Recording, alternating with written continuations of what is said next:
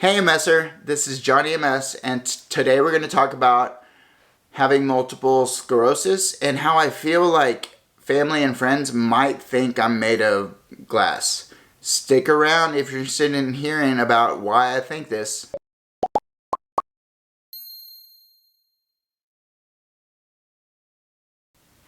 My mission is to share my MS life journey with you to let you know that you aren't alone and that we are in this together. While I take you on my MS life journey, I hope I can teach you some things along the way that you can use. Leave me some comments if there are things that I can improve on or maybe go deeper into so that I understand what you want to hear. So let's start with my dad. He is one of those people that he's always asking me if he can help me. He's not asking how I'm doing or he asks how I'm doing a little bit, but he's always asking if he can help me. Like, if I'm incapable of doing almost anything, he's always asking, hey, how are you feeling? Can I help you do that? Can I help you do this?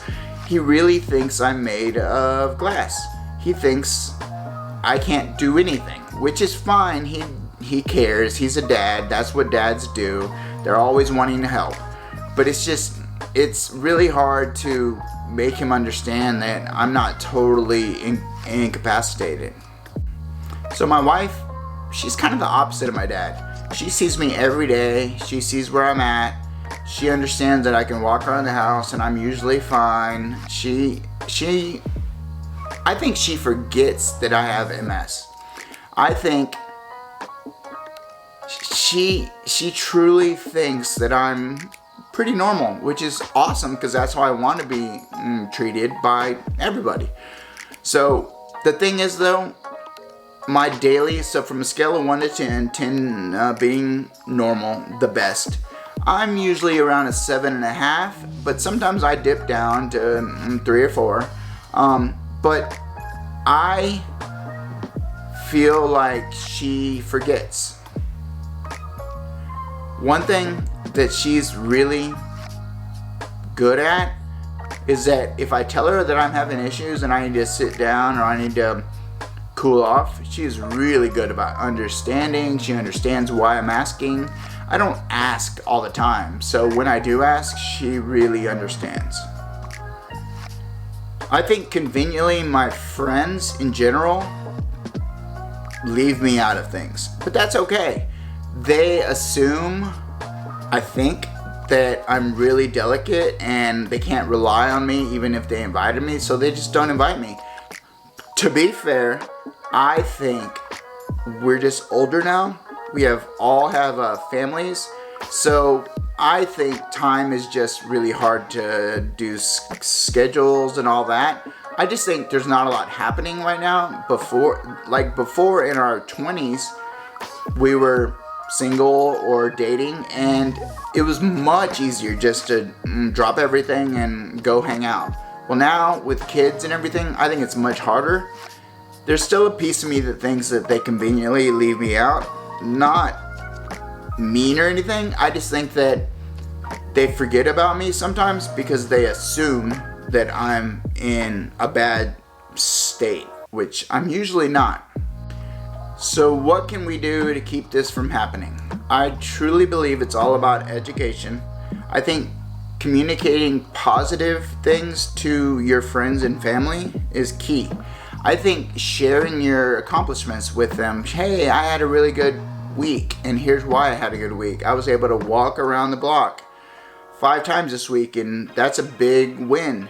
Sharing good things with friends and family is key because I think people don't mind hearing from a positive person and they think about that. But if you're negative, if you're always doom and gloom, nobody wants that. Nobody wants to hear, oh, woe is me, woe is me. Nobody wants that. Yeah, if they ask, you can say, yeah, I'm having some issues walking, but this, positive. Something positive. Focus on the positive. Yeah, it was pretty hot yesterday. I was having some walking issues. No big deal. I just came inside and I cooled down and I'm all good now. So things like that, I just think you need to share positivity with people around you so that they keep you in mind when they're thinking about maybe doing things. Education. I think education of your situation is key.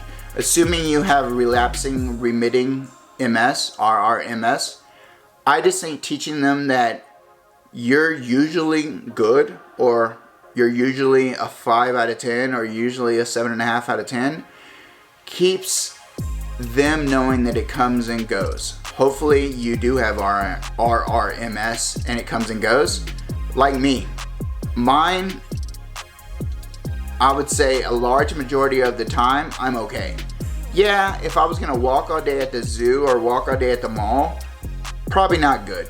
But if I'm just going to somebody's house to hang out or something, even though we're currently in the pandemic right now, so we can't really go hang out with each other, I think showing them that you're good and it's not always bad is key. Keeps you in their minds, keeps you sharing your wins. Your friends are in your life because you chose to have them in your life. Real friends are basically the family that you picked. They're your extended family in my mind. And you should treat them like that, right? Relationships are everything. So while we're talking about this, push yourself to do things. The phone works 2 ways. You can call them or text them and say, hey, we should go hang out. It's up to you also. It's not just them calling you. So push yourself to do things. Even though you're not feeling a 10, like maybe you're a 6 that day. If you want to go meet them and just hang out, pick something that you can just sit and hang out with them. They want you involved. They want to see you doing well, whether it be family or friends. Just go hang out. They want you in their life just like you want them in your life. So push yourself. Any of your friends or family will understand if they need to help you a little. If they need to coordinate some things, maybe some easy stuff to make sure we have a place to sit or make sure it's not a hot place, they are fine with that. They will do what they can to have you around. The biggest thing about asking for help is that you have to realize, a friend of mine who got an amputation once told me, so every time you ask for help, would you help your friend if he asked for help, or would you help your brother if he asked for help? Absolutely you would. So the point is that we shouldn't be afraid to ask for help. If my wife was the one with MS and I had to help her, of course I would. There's no question I wouldn't. So we just have to remember that when we're asking for help. Obviously we don't want to ask for too much help. We don't want to appear as fragile and tough to have around and we're glass and we're gonna break. But asking for help here and there is not bad. So one thing you have to keep in mind when you're asking for help though is it's a balance. You want to be okay asking for help, but you don't want to ask for too much help. It's kind of a balance. But you also don't want to appear like you're not even trying. Like you want to really try to live your life. And if they're around, great. But either way, we are not doom and gloom where we can't do anything. So try. Just try. Even if it's a little bit. So once again, you have to think about asking for help. Would you help them? Of course you would. So don't be afraid to ask for help. Just ask for help. They want you around. You want them around. So just ask for help. Stay positive. And the other thing is communicate.